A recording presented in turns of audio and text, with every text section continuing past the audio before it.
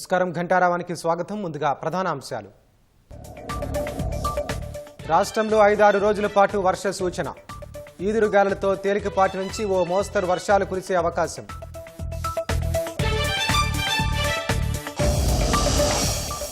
ఎంఎంటీఎస్లో అందరికీ ఉచిత ప్రయాణ అవకాశం. రైల్వే శాఖతో రాష్ట్ర ప్రభుత్వం సమాలోచనలు.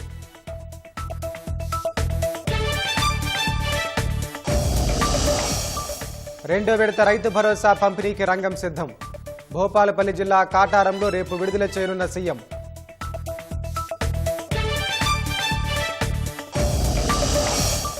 ఇజ్రాయెల్ను ప్రశంసిస్తూ ట్రంప్ పోస్ట్. తమకు అత్యంత నమ్మకమైన మిత్రదేశమని వ్యాఖ్య.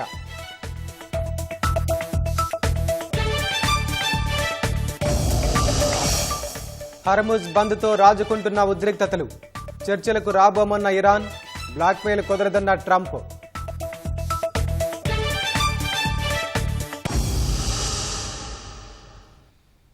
ఎంఎంటీఎస్ రైళ్లలో మహిళలు, పురుషులు సహా అందరికీ ఉచిత ప్రయాణం అందించాలని రాష్ట్ర ప్రభుత్వం నిర్ణయించింది. తెలంగాణ ఆవిర్భావ దినోత్సవం జూన్ 2 నుంచి ఈ పథకాన్ని అమలు చేసేందుకు సిద్ధమవుతోంది. దీనివల్ల హైదరాబాద్లో పెరిగిపోతున్న ట్రాఫిక్ రద్దీ, కాలుష్య సమస్యలకు చెక్ పెట్టడం, ప్రజా రవాణా ప్రోత్సహించినట్లవుతుందని సర్కార్ అంచనా వేస్తోంది. ఎంఎంటీఎస్ ఉచిత ప్రయాణ పథకానికి ముఖ్యమంత్రి రేవంత్ రెడ్డి పచ్చజెండా ఊపారు. సిఎస్ రామకృష్ణారావు తదితరులు ఇటీవల దక్షిణ మధ్య రైల్వే జీఎం శ్రీవాస్తవతో సమావేశమై చర్చించారు. జూన్ 2 నుంచి ఏడాది పాటు ఈ పథకాన్ని అమలు చేయాలని భావిస్తున్న రాష్ట్ర ప్రభుత్వం ఫలితాన్ని బట్టి కొనసాగింపుపై నిర్ణయం తీసుకోవాలని యోచిస్తోంది. ప్రస్తుతం ఎంఎంటీఎస్ రైళ్ల ప్రయాణికుల సంఖ్య ఆధారంగా ఏడాదికి దక్షిణ మధ్య రైల్వేకు 10 కోట్ల ఆదాయం వస్తున్నట్లు అంచనా. ఉచిత ప్రయాణ పథకం అమల్లోకి వచ్చాక పెరిగే ప్రయాణికుల సంఖ్యతో నిమిత్తం లేకుండా ప్రస్తుత ఆదాయాన్ని తాము ఇస్తామని ప్రభుత్వం స్పష్టం చేసింది. ప్రభుత్వం పంపిన ముసాయిదా ఎంఓయూను పరిశీలించి రైల్వే బోర్డు అనుమతి తీసుకుంటామని దక్షిణ మధ్య రైల్వే తెలిపింది.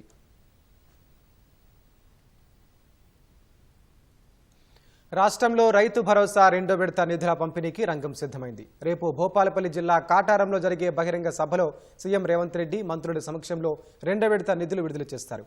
గత నెల 23న మొదటి విడత రైతు భరోసా సాయాన్ని ప్రభుత్వం పంపిణీ చేసింది. రాష్ట్రంలో రైతు భరోసా రెండో విడత నిధుల పంపిణీకి ప్రభుత్వం ఏర్పాట్లు చేసింది. రెండో విడత నిధులు విడుదల చేయాలని ముఖ్యమంత్రి రేవంత్ రెడ్డి అధికారులను ఆదేశించారు. రాష్ట్రంలోని 73 లక్షల మంది రైతులకు ఈ పథకం కింద ప్రభుత్వం రాష్ట్రంలో 1.5 కోటి ఎకరాలకు సాయం అందిస్తోంది. ఎకరానికి 6,000 రూపాయలు చొప్పున నేరుగా రైతుల ఖాతాల్లో నిధులు జమ చేస్తుంది. ఈ నెల 20న భూపాలపల్లి జిల్లా కాటారంలో జరిగే బహిరంగ సభలో సీఎం రేవంత్ రెడ్డి మంత్రుల సమక్షంలో రెండో విడత రైతు భరోసా నిధులు విడుదల చేస్తారు. గత నెల 23న మొదటి విడత రైతు భరోసా సాయాన్ని ప్రభుత్వం పంపిణీ చేసింది. మొదటి విడతలో ఎకరం భూమికి పెట్టుబడి సాయం విడుదల చేసింది. మొదటి విడతలో సుమారు 3,590 కోట్ల రూపాయలను రైతుల ఖాతాల్లో జమ చేసింది. రెండో విడతలో 45,11,947 మంది రైతులకు 5,653 కోట్ల రూపాయలు రైతుల ఖాతాల్లో జమవుతాయని వ్యవసాయ శాఖ వెల్లడించింది. రెండో విడత నిధుల పంపిణీ అనంతరం మూడో విడత కూడా వీలైనంత త్వరగా విడుదల చేయనున్నట్లు ప్రభుత్వం తెలిపింది. ముఖ్యమంత్రి రేవంత్ రెడ్డి భూపాలపల్లి జిల్లా పర్యటనకు ఏర్పాట్లు ముమ్మరంగా సాగుతున్నాయి. కాటారం మండలం నస్తూర్పల్లిలో జరిగే బహిరంగ సభలో పాల్గొంటారు. ఈ సందర్భంగా దాదాపు 1,00,000 మందితో బహిరంగ సభను నిర్వహిస్తారు. సభ ఏర్పాట్లను జిల్లా కలెక్టర్ రాహుల్ శర్మ, ఎస్పీ శంకర్తో కలిసి పరిశీలించారు. సభా ప్రాంగణంలో ఏర్పాటు చేస్తున్న బ్యారికేడ్లు, వేదిక నిర్మాణాన్ని వీక్షించారు. సభ సమీపంలోనే హెలీప్యాడ్ ను నిర్మిస్తున్నారు. బహిరంగ సభ జరిగే ప్రాంతాన్ని, పార్కింగ్ ప్రదేశాలను చదును చేసే పనులు శరవేగంగా జరుగుతున్నాయి. ఇదే సభలో సీఎం రైతు భరోసా రెండో విడత నిధులను విడుదల చేయనున్నారు. అంతకుముందు ముఖ్యమంత్రి మేడిగడ్డ బ్యారేజీని పరిశీలిస్తారు. బ్యారేజీల పునరుద్ధరణ పనుల పురోగతిపై అధికారులతో సమీక్షిస్తారు. అనంతరం సరస్వతీ నది అంత్య పుష్కరాలకు చేయాల్సిన ఏర్పాట్లపైన అధికారులతో సమీక్షిస్తారు. రాష్ట్రంలో 5-6 రోజుల పాటు ఉరుములు, మెరుపులు, ఈదురుగాలులతో కూడిన తేలికపాటి నుంచి మోస్తరు వర్షాలు కురిసే అవకాశం ఉందని హైదరాబాద్ వాతావరణ కేంద్రం ప్రకటించింది. ఏ జిల్లాల్లో వర్షాలు కురిసే అవకాశం ఉంది, వాతావరణ శాఖ ఎలాంటి హెచ్చరికలు జారీ చేసిన అంశాలను మా ప్రతినిధి జ్యోతికిరణ్ అందిస్తారు. ఉపరితల చక్రవాత ఆవర్తనం, ద్రోణి, క్యూములోనింబస్ మేఘాల వల్ల రాష్ట్రంలో వర్షాలు కురిసే అవకాశం ఉందని హైదరాబాద్ వాతావరణ కేంద్రం ప్రకటించింది. ఇవాళ నుంచి ఈ నెల 24వ తేదీ వరకు కూడా తేలికపాటి నుంచి మోస్తరు వర్షాలు కురిసే అవకాశం తెలిపింది. ఏ జిల్లాల్లో వర్షాలు కురిసే అవకాశం ఉంది, ఎలాంటి హెచ్చరికలు జారీ చేసిన అంశాలను తెలుసుకునే ప్రయత్నం చేస్తున్నాం.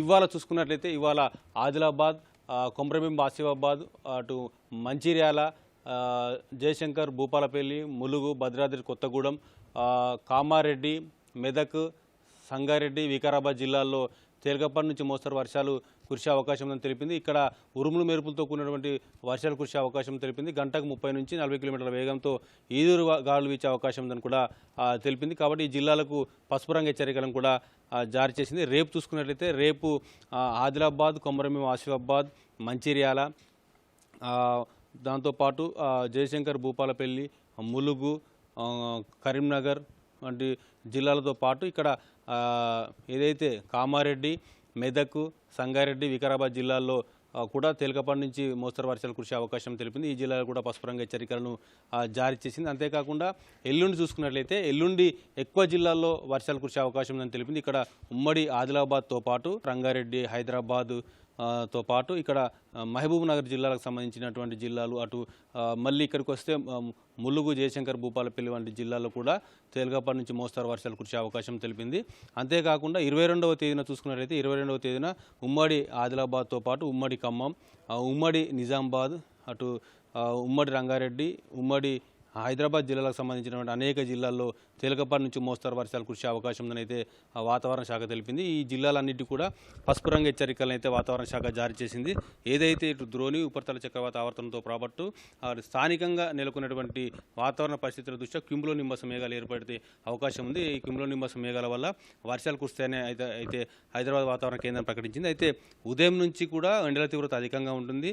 మధ్యాహ్నం సమయంలో ఒక్కసారిగా ఆకాశం మేఘావృతమై వర్షం కురిసే అవకాశం ఉందని తెలిపింది. కాకుండా ఏదైతే తెలంగాణ మీదుగా ద్రోణి కూడా ఒకటి కొనసాగుతుంది, మనం చూసుకోవచ్చు మ్యాప్లో.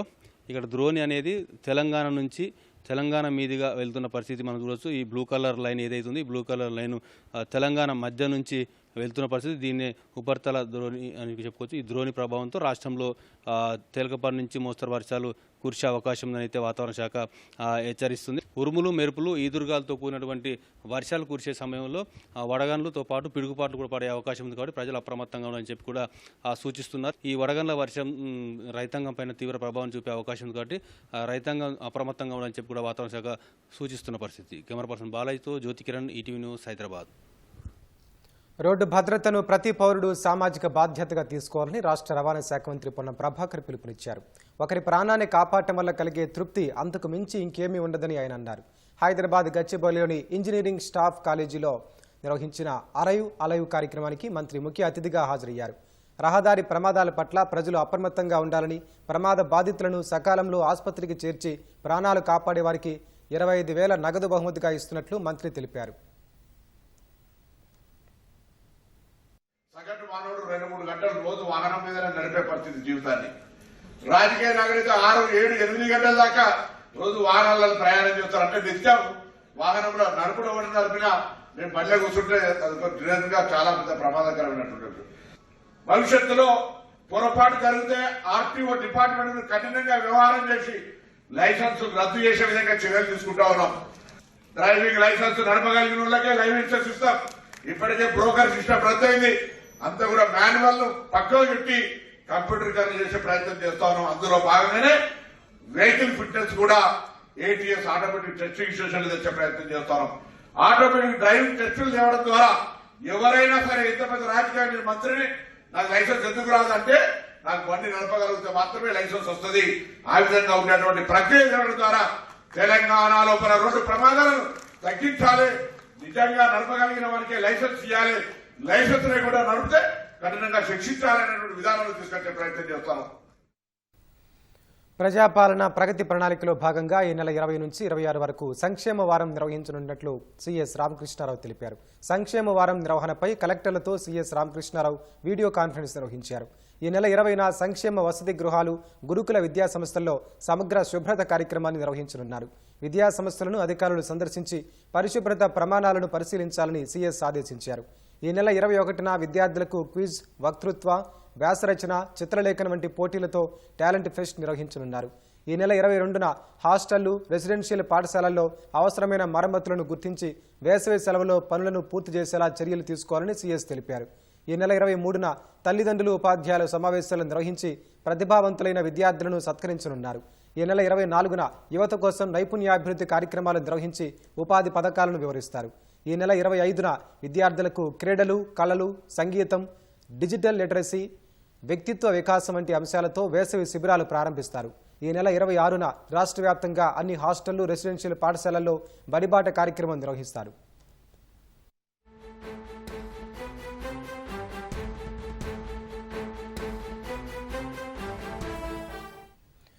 తాజా అంశాన్ని చూస్తున్నాం. కాసేపట్లో సీఎం రేవంత్ రెడ్డి గవర్నర్ శివప్రతాప్ శుక్లాను కలవనున్నారు.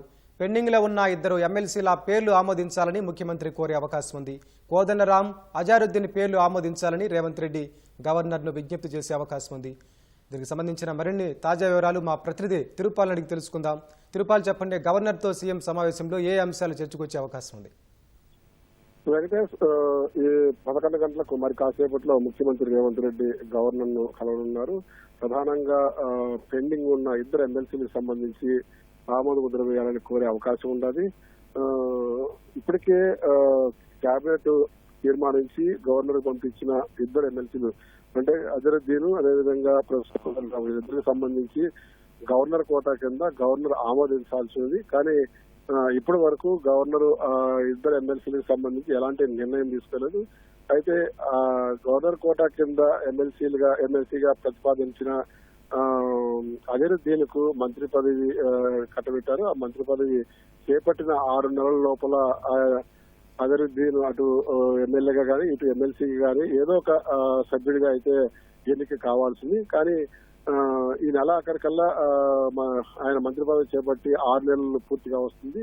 ఈ నెలాఖరు అంటే ఈ నెల 30వ తేదీ లోపల కూడా ఆయన ఎమ్మెల్సీగా ఎన్నిక కానట్లయితే కూడా ఆయన పదవి కోల్పోవాల్సి వస్తుంది. ఈ నేపథ్యంలో ముఖ్యమంత్రి రేవంత్ రెడ్డి మరి కాసేపట్లో గవర్నర్ శివప్రతాప్ శుక్లాను కలిసి ఏదైతే కేబినెట్ తీర్మానించి గవర్నర్ కు ప్రతిపాదించిన ఆ 2 ఎమ్మెల్సీలకు సంబంధించి పెండింగ్ ఉన్నది, దానిని క్లియర్ చేయాలని చెప్పేసి విజ్ఞప్తి చేసే అవకాశం ఉన్నాయి. అది కూడా ఒకవేళ గవర్నర్ ఆమోదించినట్లయితే ఆ 2 సంబంధించిన ఎమ్మెల్సీలు ఆమోదం తెలిపినట్లయితే అజరుద్దీన్ మంత్రి పదవిలో కొనసాగుతారు. ఒకవేళ సకాలంలో అంటే నెలాఖరు లోపల కూడా అజరుద్దీన్ ఎమ్మెల్సీగా కూడా ఎన్నిక కానట్లయితే, ఎన్నిక అయినట్లుగా గవర్నర్ ఆమోద ముద్ర వేయనట్లయితే కూడా ఆయన పదవి కోల్పోవాల్సి వస్తుంది. రాజీనామా చేసిన తర్వాత మరికొంతకాలం తర్వాత మళ్ళా తిరిగి మంత్రి పదవి చేపట్టేందుకు అవకాశం ఉంటుంది. ఈ నేపథ్యంలోనే ముఖ్యమంత్రి గవర్నర్ శివప్రతాప్ శుక్లాను కలుస్తున్నారు కాబట్టి ప్రాధాన్యత సంతృప్తింది. శుక్లాతో ఈ ఏదైతే ఎమ్మెల్సీలకు సంబంధించిన పెండింగ్ ఉన్నాయో వాటితో పాటు తాజా రాజకీయ పరిణామాల మీద కూడా గవర్నర్ తో చర్చించే అవకాశం ఉన్నది. ముఖ్యమంత్రి రేవంత్ రెడ్డితో పాటు మంత్రులు కూడా 2-3 మంత్రులు కూడా గవర్నర్ కలిసే అవకాశం ఉన్నది. వెంకటేష్, ధన్యవాదాలు తిరుపాల్.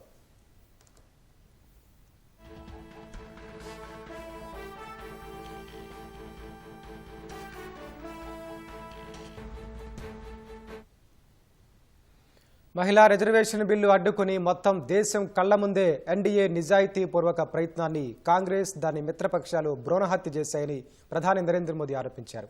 ఆ పార్టీలు రాజ్యాంగానికి, స్త్రీ తత్వానికి హాని చేశాయని ఆయన వాటి స్వార్థం కారణంగా దేశ మహిళలందరూ నష్టపోయారని ఆక్షేపించారు. ఆ పాపానికి తగిన శిక్ష తప్పదని హెచ్చరించారు. దేశాన్ని ఉత్తర, దక్షిణ భారతాలను విభజించే కుట్రకు కాంగ్రెస్ పాల్పడుతోందని మోదీ ఆరోపించారు. సంస్కరణలకు విపక్షాలు పూర్తిగా వ్యతిరేకమని పేర్కొన్నారు. చట్టసభల్లో మహిళల రిజర్వేషన్లను 2029 నుంచే అమలు చేసేందుకు వీలుగా లోక్సభలో కేంద్రం తీసుకొచ్చిన 131వ రాజ్యాంగ సవరణ బిల్లు వీగిపోయిన నేపథ్యంలో నిన్న రాత్రి జాతినుద్దేశించి 30 నిమిషాల పాటు ప్రధాని నరేంద్ర మోదీ ప్రసంగించారు. మహిళలకు రిజర్వేషన్ బిల్లుకు అడ్డుపడటం ద్వారా ప్రతిపక్షాలు అతివల హక్కుల భ్రూణహత్య పాతకానికి పాల్పడ్డాయని విమర్శించారు. ప్రతిపక్షాలు దేశ రాజ్యాంగానికి వ్యతిరేకంగా నేరానికి పాల్పడ్డాయని మండిపడ్డారు. స్త్రీశక్తికి వ్యతిరేకంగా నేరం చేశారని, మహిళా రిజర్వేషన్లను కాంగ్రెస్ సహా దాని మిత్రపక్షాలు ద్వేషిస్తున్నాయని తీవ్రంగా ధ్వజమెత్తారు. ప్రతిపక్షాలు పాల్పడిన నేరానికి శిక్ష తప్పదని మోదీ హెచ్చరించారు. ये Congress, TMC, Samajwadi party, DMK जैसे दल इस भ्रूण हत्या के गुनहगार हैं। नारी शक्ति वंदन संशोधन का जिन दलों ने विरोध किया, उनसे मैं दो टूक कहूंगा, ये लोग नारी शक्ति को फॉर ग्रांटेड ले रहे हैं। वो ये भूल रहे हैं कि 21वीं सदी की नारी देश की हर घटना पर नजर रख रही है, वो उनकी मंशा भांप रही है और सच्चाई भी भली भांति जान चुकी है। इसलिए महिला आरक्षण विरोध करके जो पाप विपक्ष ने किया है, इसकी उन्हें सजा जरूर मिलेगी। इन दलों ने संविधान निर्माताओं की भावनाओं का भी अपमान किया है और जनता ద్వారా इसकी सजा से भी वो बच नहीं पाएंगे। దేశాన్ని ఉత్తర దక్షిణ భారతాలని విభజించే కుట్రకు కాంగ్రెస్ పాల్పడుతోందని మోదీ ఆరోపించారు. కాంగ్రెస్ సంస్కరణ వ్యతిరేకి అన్న ప్రధాని అది బ్రిటిషర్ల నుంచి విభజించు పాలించు సిద్ధాంతాన్ని నేర్చుకుందన్నారు. డీలిమిటేషన్ ద్వారా కొన్ని రాష్ట్రాలకు హాని జరుగుతుందని దుష్ప్రచారం చేశాయని ఆక్షేపించారు. దానివల్ల దేశంలోని మహిళలు మూల్యం చెల్లించాల్సి వచ్చిందని ఆవేదన వ్యక్తం చేశారు. కానీ మహిళా సాధికారతను ఎవరూ ఎప్పటికీ అడ్డుకోలేరని మోదీ స్పష్టం చేశారు. आने से कभी भी रोक नहीं पाएंगे, सिर्फ वक्त का इंतजार है। नारी शक्ति के सशक्तिकरण का बीजेपी एनडीए का संकल्प अक्षुण्ण है। कल हमारे पास संख्या बल नहीं था, लेकिन इसका मतलब ये नहीं है कि हम हार गए। हमारा आत्मबल अजय है। हमारा प्रयास रुकेगा नहीं, हमारा प्रयास थमेगा नहीं। हमारे पास आगे अभी और मौके आएंगे। हमें आधी आबादी के सपनों के लिए, देश के भविष्य के लिए इस संकल्प को पूरा करना ही है। లోక్సభలో మహిళల ప్రయోజనాల కోసం ఉద్దేశించిన తీర్మానం వీగిపోయినప్పుడు తాను విచారంలో మునిగిపోయానని ప్రధాని ఆవేదన వ్యక్తం చేశారు. కానీ కాంగ్రెస్, డీఎంకే, తృణమూల్, సమాజ్వాదీ పార్టీలు సంబరాలు చేసుకున్నాయని మండిపడ్డారు. भारत का हर नागरिक देख रहा है कि कैसे भारत की नारी शक्ति की उड़ान को रोक दिया गया, उनके सपनों को बेरहमी से कुचल दिया गया। हमारे भरसक प्रयास के बावजूद हम सफल नहीं हो पाए। नारी शक्ति वंदन अधिनियम में संशोधन नहीं हो पाया और मैं इसके लिए सभी माताओं बहनों उनसे मैं क्षमा प्रार्थी हूँ। అమెరికా అధ్యక్షుడు డొనాల్డ్ ట్రంప్ తన సోషల్ మీడియా ప్లాట్ఫామ్ ట్రూత్ సోషల్లో ఇజ్రాయెల్ను ప్రశంసిస్తూ ఆసక్తికరమైన పోస్టు చేశారు. ప్రస్తుతం మధ్యప్రాచ్యంలో ఉద్రిక్తతల నేపథ్యంలో ఇజ్రాయెల్ తమకు అత్యంత నమ్మకమైన మిత్రదేశమని ఆయన పునరుద్ఘాటించారు. ఇజ్రాయెల్ ఎవరికి నచ్చినా నచ్చకపోయినా అమెరికాకు ఒక గొప్ప మిత్రదేశమని పేర్కొన్నారు. ఇజ్రాయెల్ ప్రజలు చాలా ధైర్యవంతులు, తెలివైనవారు, సాహసవంతులని ట్రంప్ కొనియాడారు. సంక్షోభం, ఒత్తిడి సమయంలో అసలు రంగు బయటపెట్టుకునే ఇతరుల్లా కాకుండా ఇజ్రాయెల్ గట్టిగా పోరాడుతుందని చెప్పారు. ఇజ్రాయెల్కు ఎలా గెలవాలో బాగా తెలుసని ట్రంప్ కొనియాడారు. ఇజ్రాయెల్ ప్రధాని బెంజమిన్ నెతన్యాహు అమెరికాను అనవసర యుద్ధంలోకి లాగారన్న విమర్శల మధ్య ట్రంప్ ఈ పోస్టు చేయడం ప్రాధాన్యం సంతరించుకుంది. పశ్చిమాసియాలో రగులుతున్న యుద్ధం ఇరాక్ ఆర్థిక వ్యవస్థను కోలుకోలేని దెబ్బతీసింది. ఇరాన్, అమెరికా ఉద్రిక్తతల కారణంగా కీలకమైన హర్ముజ్ జలసంధి మూసివేత ఇరాక్ చమురు రంగాన్ని కుదిపేస్తోంది. దేశ ఆదాయానికి ప్రధాన వనరైన చమురు ఎగుమతులు భారీగా పడిపోవడంతో నెలకు వేల కోట్ల రూపాయల నష్టం వాటిల్లుతోంది. ఈ సంక్షోభం నుంచి గట్టెక్కేందుకు ఇరాక్ ప్రభుత్వం ప్రత్యామ్నాయ మార్గాలపై దృష్టి సారించింది. ఇరాక్ ఆర్థిక వ్యవస్థ ప్రధానంగా ముడి చమురు ఎగుమతులపైనే ఆధారపడి ఉంది. దేశం మొత్తం ఆదాయంలో 90% కేవలం చమురు ద్వారానే వస్తోంది. సాధారణంగా ఇరాక్ నెలకు సగటున 100 మిలియన్ బ్యారెళ్ల ముడి చమురును అంతర్జాతీయ మార్కెట్లకు ఎగుమతి చేస్తుంది. ఫిబ్రవరి 28న పశ్చిమాసియా యుద్ధం ప్రారంభమైనప్పటి నుంచి పరిస్థితి పూర్తిగా మారిపోయింది. ప్రపంచ ఇంధన సరఫరాకు అత్యంత కీలకమైన హొర్ముజ్ జలసంధి మూతపడ్డంతో ఇరాక్ ఓడరేవుల్లో కార్యకలాపాలు దాదాపు నిలిచిపోయాయి. ఎగుమతికి సిద్ధంగా ఉన్న చమురు కార్గోలు మార్కెట్లకు చేరుకోలేక పోర్టుల్లోనే గుట్టలుగా పేరుకుపోయాయి.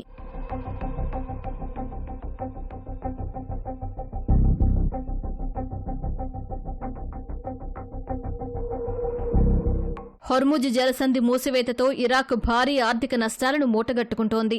ఆర్థిక నిపుణుల లెక్కల ప్రకారం ఇరాక్లో చమురు ఉత్పత్తి ఏకంగా 75% పడిపోయింది. ఇక ఎగుమతులైతే సుమారు 85% మేర క్షీణించాయి. గతంలో రోజుకు 3.4 మిలియన్ బ్యారెళ్ల చమురును ఎగుమతి చేసిన ఇరాక్ ఇప్పుడు తుర్కియాలోని సెహాన్ పోర్టు ద్వారా కేవలం 2,50,000 బ్యారెళ్లు, సిరియాకు 1,00,000 బ్యారెళ్ల ముడి చమురును మాత్రమే అత్యంత కష్టంగా ఎగుమతి చేయగలుగుతోంది.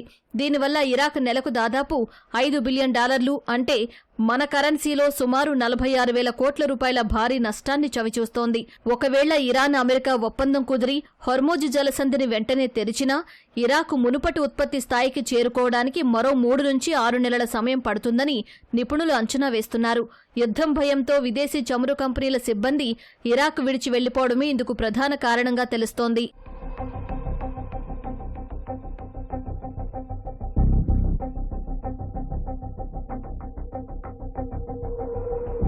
హోర్ముజ్ జలసంధి మూసివేతతో ఏర్పడిన ఆర్థిక నష్టాలను తగ్గించుకునేందుకు ఇరాక్ ప్రభుత్వం ప్రత్యామ్నాయ ఎగుమతి మార్గాలపై దృష్టి సారించింది. వ్యవసాయం, పారిశ్రామిక రంగాలను ప్రోత్సహించడం ద్వారా దేశంలో ఆహార భద్రతను కాపాడాలని చూస్తోంది. సిరియాలోని బనియాస్ పోర్టు పునరుద్ధరణతో పాటు సౌదీ అరేబియాలోని యాంబూ పోర్టు గుండా చమురును రవాణా చేసేలా ఆయా దేశాలతో కీలక ఒప్పందాల కోసం ఇరాక్ చర్చలు జరుపుతోంది.